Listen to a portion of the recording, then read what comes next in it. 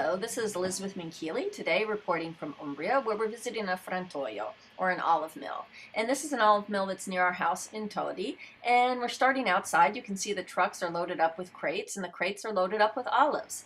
And after the olives are picked, they're placed in these crates and brought to the frantoio. And everybody places their crates in a specific area, waiting for their turn at the mill. And this can take quite a long time. You have to make an appointment and get there and then pretty much wait. The olives are then put in that hopper you just saw, and the force of gravity lets them fall and drop into the next process, the next part of the machinery. And as you can see here, we're in the main part of the frantoio, very rustic, and you start seeing the machines. And as I said, the first machine that the olives go into is the masher. And this mashes up the olives along with their pits. And these olives here you're seeing were picked when they were probably very dark, and that's why the olive paste looks sort of a wine colored, almost very dark. And it's mashed and eventually extruded. This is actually from a different video that I've done at a different time. And the olives here were picked when they were greener and is coming out in a paste. And that's something that a lot of people talk about.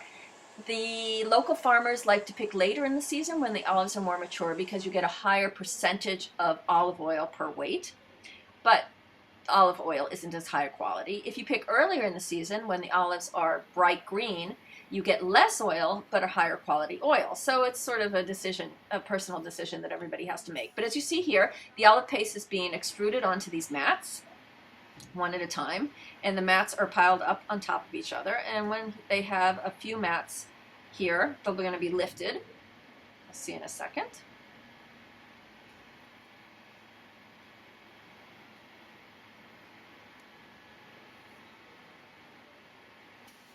And they get lifted up and stacked, one on top of each other. And they stack about 30 or 40 mats. And there it goes down. And what's going to happen is we're going to then wheel them to that machine in the back you see there. They have two hydraulic presses.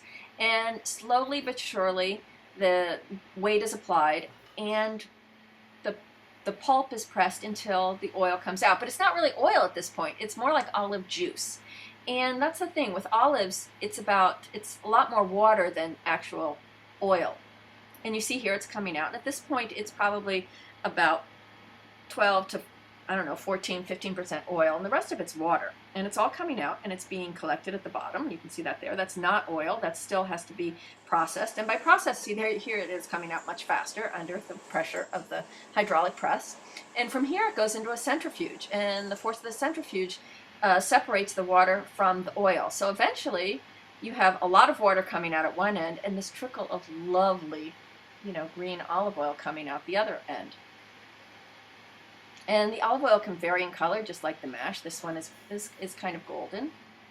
And then this is an incredible green color. And it's just amazing to me that it started out as olives, a few minutes before and ends up as this miraculous olive oil.